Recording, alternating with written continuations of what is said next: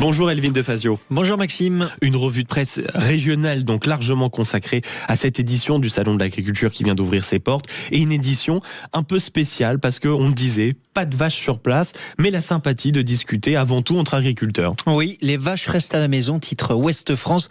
Par précaution, il n'y aura aucun bovin dans les halls de la porte de Versailles à cause donc de la dermatose nodulaire. Mais dans son édition du jour, le journal met en avant l'importance des liens entre agriculteurs. On se donne des conseils, on sympathise, et explique Jean-Pierre Agriculteur, une façon d'éviter l'isolement. Opérer un réveil alimentaire auprès des consommateurs. En ce jour d'ouverture du Salon de l'Agriculture, la ministre de l'Agriculture, Annie Genevard, s'est exprimée justement dans les colonnes du Figaro. Oui, vous en avez parlé il y a quelques instants. Nous ne l'avons pas perdu, mais la pente n'est pas bonne. Oui, la souveraineté alimentaire française est en danger. Une situation inquiétante car il en va de la sécurité du pays. Pour la ministre, pour manger mieux, il faut produire plus.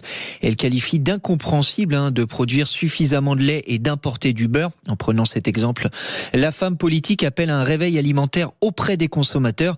Annie Genevard ne le cache pas, les chiffres de la balance commerciale ont agi comme un électrochoc. Et puis elle évoque aussi parfois les contradictions françaises. Oui, avoir un peu plus d'œufs, mais quand on veut un peu plus d'œufs, il faut accepter par exemple d'avoir un gros poulailler en construction à côté de chez soi, ce qui n'est pas toujours évident. Salon de l'Agriculture, êtes-vous prêt à faire preuve de patriotisme alimentaire pour sauver nos fermes? La discussion s'ouvre au standard 0826 300 300. Elvin, tout autre sujet dans la revue de presse, c'est la guerre contre le narcotrafic, et c'est à la une de Midi Libre. Oui, la lutte contre le narcotrafic est au cœur des chiffres de 2025 de la délinquance. La lutte contre les stupéfiants est une priorité pour les forces de sécurité.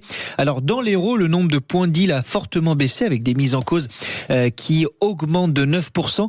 29 points de deal sont encore estimés dans la région. Il en existait 48 en 2024. En ce début d'année, les saisies massives de cocaïne se sont enchaînées sur l'autoroute A9. Et puis il y a également un autre sujet, c'est une maman qui veut alerter sur un véritable fléau qui ne cesse d'augmenter. C'est le harcèlement à l'école, et c'est la Charente Libre qui revient sur le suicide d'une collégienne de 12 ans. Oui, la famille d'Apolline veut comprendre les raisons du suicide de la jeune fille. Il y a 4 mois, Apolline a été retrouvée pendue dans sa chambre. Une enquête est en cours, mais le soupçon d'harcèlement plane sur ce drame.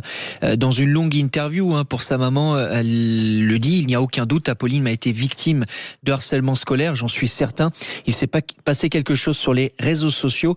L'éducation nationale, elle n'a pas souhaité s'exprimer sur ce sujet. Comme trop souvent, malheureusement. C'était la revue de presse signée Elvin Defazio. Merci beaucoup sur ce sujet de l'agriculture. On y revient dans une poignée de secondes avec vous.